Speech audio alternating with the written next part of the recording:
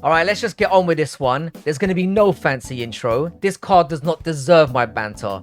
Like and subscribe, and much love to everyone growing the channel as always. The growth is really picking up, so let's go.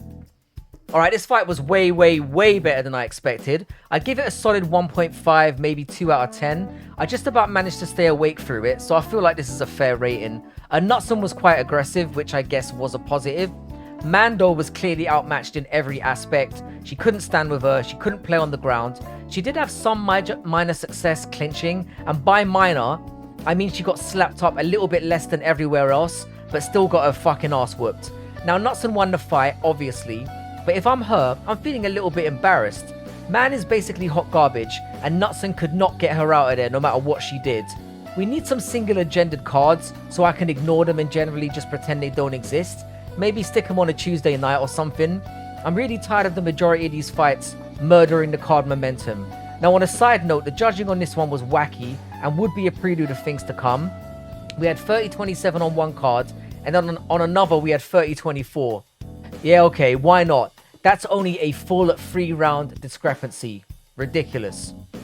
Yeah, why couldn't we start the card with this? I'm going to take away that 1.5 I gave for the last fight. I think I was way too generous. They can take that 0. Now, Reyes should have never answered the call to come back, if I'm being honest. Imagine being injured for as long as he was, and then coming back and getting absolutely smashed out the way he did here. Charlie Campbell beat the absolute brakes off him. The boxing looked really slick, used the range really well, landed combinations with excellent accuracy. Reyes probably landed about 6 shots, and then just got butchered until he eventually crumbled. This was a total mismatch. TKO in the first, really ugly stuff. Now, more relevant to me about this one was the post-fight promo cut by Campbell, which honestly for me is one of the cringiest examples of verbal diarrhea I've ever seen. Made me wish he'd been the one to cop the beating, and I bet on him. Never hand this man a mic again. Yeah, this was an absolute fucking war, and a lot closer than I thought the judges' scorecards showed. Richie's hands have improved vastly. And in the first round, she had the clear speed and accuracy advantage. She had quite good pop in the shots. She was landing combinations. Jasmine seemed content to clearly find the range by just sticking her hands out without much success. But I give her some credit for landing a few hard shots and being dog tough. Now in the second round, Jasmine got popped a few times early, but she did manage to land 2 massive takedowns and land some shots on top with it. So for me, this won her the round. Now in the last round, both women were kind of looking physically and mentally exhausted. They started trading in the phone booth, which played perfectly into Cortez's game, who was proving to just be slicker and faster on the feet and simply landed more. Jasmine had the clear advantage in the takedown. For me, this was a pretty clear 2-1 fight. I thought the 3-0 on the 2 judges' scorecards that went towards Cortez was a little bit bullshit, but this was a fun fight. Side note, what the fuck is up with Cortez's voice? God damn! Did she shave her Adam's apple? Yeah, drunky Chris Toyoni strikes again. I don't know where to start on this one. Now, Lacerda is kind of known for shooting out the gates like a bat out of hell. But I guess getting fucking flatlined in his last 3 taught him a lesson or 2. Good boy. Chairez appeared to be finding range and was cruising until Lacerda landed a really nice, well-timed takedown and started looking for submissions on top. Now, after defending a little, Chairez managed to neutralize and get the fight standing, and as Lacerda tried to adjust, Chairez locked him in a standing guillotine choke. Now, it's kind of well known in jiu-jitsu circles that the more you panic in those situations, the quicker you go to Nappy Town. Now, I'm not going to be a prick, and instead I'm going to play devil's advocate here. The arm of Lacerda appeared to go limp, and first and foremost, it's the ref's job to prevent a 187 in there. In that split second, the ref is likely to think the fighter is unconscious and not loosening up to survive the choke. The ref called it, review decided it was incorrectly stopped, so it was decided to be a no contest. I'll discuss what solutions could be done in future videos. It's a minefield to get into, but ultimately a disappointing finish. Alright, yeah, Fremd started out this one by using the range pretty nicely to start things out, and he caught Kopylov with some stinging jabs, and just as I was questioning everything I thought I knew about nature, God, and the universe, boy did Kopylov adjust. He started working out the timing, evading strikes, ducking and diving, and encountering, which fucked up Fremd's flow by whipping some really sick-ass body kicks, which we're going to call foreshadowing. Now, Fremd decided he didn't want none on the feet, rightfully so, but Kopylov's takedown defense is just so elite, and every time he forced a break, he started landing at will, including what has become his patented head kick that had Fremd doing the old chicken wiggle.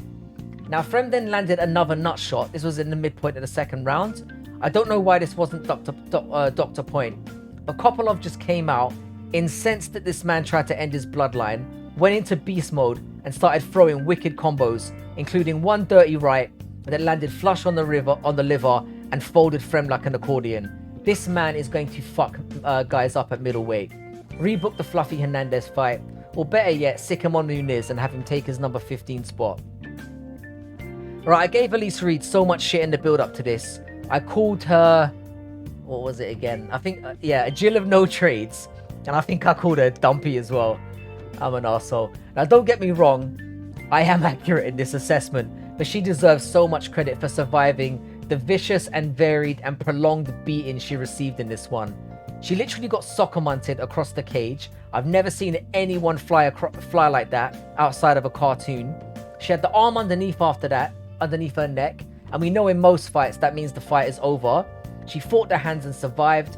Then she got her arm bent and twisted up in ways that would have made Monkey D Luffy tap. Now in the second round, she got lit up with a filthy combo to the face at one point and then power slammed on her head. Eventually, Godinez found the back again, and this time she found the neck and made her tap. This was as dominant and impressive as it could have been for Loopy, but I have to give Reed the Bad MMA Golden Doormat Award, a respect for surviving after getting absolutely fucked up in every conceivable way. Yeah, this was the fight I expected and was pretty hard to score. Padilla, when fresh in the first, was eating a lot of leg kicks, but was generally the one applying pressure and landing the cleaner jabs and strikes to the head. Pretty clear around that one. Now the second one was a little bit harder to score. Nelson was landing the more impactful strikes. Padilla was relying more on volume, and he had a very punch-heavy style when mixing it up. And he could have done more to keep Nelson guessing. Now the third round was even harder to score, with neither man really hurting the other and appearing to land a similar amount of strikes. It was razor close. Now I personally think Padilla should have gotten the nod by being more active and controlling the cage in rounds 1 and 3. Either way you slice it, one judge having it 30-27 for Nelson makes no sense whatsoever. The judging in this sport is beyond a wind-up. It was a close fight, though neither man could complain if they had lost this. Alright, anyone sick of the UFC commentators shitting out the phrase, "If you don't know now, you know"? Fuck me, it's so jarring. This was another heart-in-the-mouth kind of fight. Giagos is a really dangerous man if you give him time to do work. And while Zellhuber worked his way into the fight, trying to pick shots at range, Christos caught him at the midpoint of the first round and dropped him, and I thought this was the beginning of the end.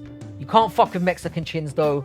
Zellhuber got on his skates, survived, and you could see he was starting to find his range with the kicks, and that Giagos was starting to tire a little.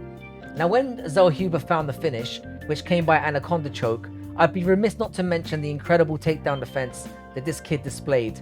Great balance, and it was his defense really that enabled him to open up the opportunity for the choke. Really nice win. I called this to go under over 1.5 though, so I kind of fucked that one up. Alright, I stayed away from this one, and despite the outcome, I'm glad I did. I don't mean to be funny or rude, but Mitchell, you know. If you don't know what I mean, never mind. Anyway, this wasn't a fight really. He had his clock cleaned with a massive shot about 40 seconds in, and was finished off with nasty ground and pound. All good. I can't say I really saw that finish coming, but cool. This felt kind of mean though. He was clearly planted in there to make Rosas look amazing, and should not be fighting at this level. Was the perfect setup. 14-3 record for Mitchell looks good, but the majority of those wins came in Alaska, and as soon as he's faced anyone of UFC caliber, he's been absolutely butt-fucked, and that's exactly what this was. The UFC are heavily pushing and marketing Mexican fighters, and having a fighter this young and Rosas for that market is obvious. He did get clipped early though, and frankly they need to be careful in who they pair him with next. Yeah, this was the fight we all stayed up for and shouldn't have really bothered. This was quite technical but very slow paced. Both fighters were clearly wary of one another's power. Now I felt that Maddalana did edge this fight by essentially blocking what was coming back and mostly landing more clearly. What made this tough is that there was literally no point where either man was even remotely hurt, neither were visibly damaged, So for me, what edged it is that Maddalana seemed to be using the high guard to block more, and for me, the body shots in 2 of the rounds were the most damaging. The problem that I have with this fight overall is that Holland could have wrestled, he had the option and didn't take it, so that's on him. And Maddalana, despite edging it, showed how utterly one-dimensional he is. He boxes and throws a few kicks, and against the elite, he's going to get really badly found out. If Holland wasn't so easy to get to lull into a stand-up fight, he wouldn't have lost this one too, so I don't know. I'm blaming Holland for that one. Alright, can someone explain this shit to me? I'm really confused. Now, I'm not going to get deep into the technical aspects of this one, or it will quickly become a half-hour video. You can give me your thoughts on how you thought it went. To put it in simple terms, I thought Shevchenko clearly won the first round and the third round. She was working the jab well and found takedowns in those rounds, pretty clear. In the second round, Grasso dropped Shevchenko really badly in the most damaging action of the round. And in the fifth, Shevchenko led the round early with the jab before again fucking up a takedown, getting her back taken and then getting absolutely battered for about 1.5 minutes. So for me, Grasso won that round. Now, the most contentious round for me was the fourth. Shevchenko had the better moments to start and end the round, but for me, the knees to Grasso to the head were the most devastating, so I edged her in that round. So for me, Grasso won the fight. Now, am I mad if you pick Shevchenko in that round? Not at all. But how on God's green earth can anyone score that fight a draw?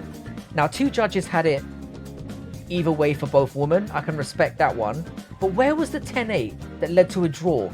Honestly, I felt like these were pre-written scorecards, and conveniently now we have to run it back. Fight ended in a draw. Good fight though. Alright, as for the picks roundup, we went 6-3, not too bad. I shit the bed on the Cortez money line, but it was a pretty close fight. The Nelson money line, for me, I don't know. I thought Padilla edged it, but you can give it to Nelson. And yeah, I called Zellhuber Giagos to go over 2.5. And yeah, Zellhuber caught him. But everything else looked pretty good. And we managed to make money again on this card. Alright, so it takes me to a record of 252, 116. I'm not sure if that's correct. I'll have to double check that. But yeah, the win percentage is 69%. I think that is right, actually. Yeah, so pretty happy with how the card went. I'll be back tomorrow with some updated news. We've got some fight news that came up. We've got some wacky shit that went down. I might talk about the Dylan Dennis and Logan Paul situation as well. But yeah, this card sucked. I did not enjoy it, and I'm glad it's over. Catch you all tomorrow.